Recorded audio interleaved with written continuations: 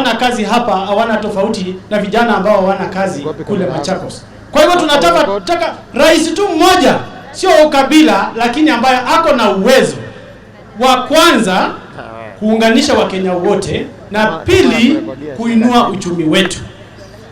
Mheshimiwa Deputy President, nikimalizia niseme matusi itakuwa mingi sana, lakini wewe kubali hiyo matusi, lakini ujipange, hawa Wakenya watakuchagua uwe rais wetu.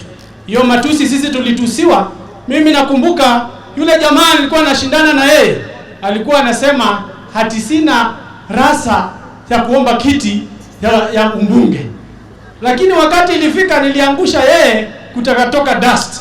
Kwa hivyo mimi najua hata matusi wakitoa, ifikapo next year Wakenya wako na macho, hatutashurutishwa, hatutaambiwa na fulani ati hao deep state wanataka fulani. Sisi Wakenya tuko na akili na tuko na freedom, tutachagua rais wetu ambaye anafaa, na huyo ni William Samoei Ruto.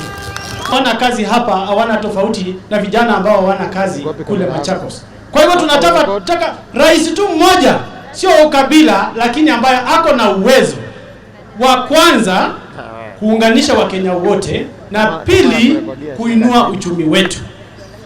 Mheshimiwa Deputy President, nikimalizia niseme matusi itakuwa mingi sana, lakini wewe kubali hiyo matusi, lakini ujipange, hawa Wakenya watakuchagua uwe rais wetu.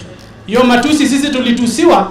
Mimi nakumbuka yule jamaa alikuwa anashindana na yeye, alikuwa anasema hati sina rasa ya kuomba kiti ya umbunge, lakini wakati ilifika niliangusha yeye kutakatoka dust. Kwa hivyo mimi najua hata matusi wakitoa, ifikapo next year Wakenya wako na macho, hatutashurutishwa, hatutaambiwa na fulani ati hao deep state wanataka fulani. Sisi Wakenya tuko na akili na tuko na freedom, tutachagua rais wetu ambaye anafaa, na huyo ni William Samoei Ruto. Wakati tulikuwa tunatafuta kura 2017 tulitembea na wewe. Wakati huu wewe ulikuwa kinara wetu. This time round mimi nasema wewe you are our commander. Tutatembea na wewe kila mahali, iwe ni vichorochoroni, tuhakikishe tumekufikisha bunge huko State House as our 50th president.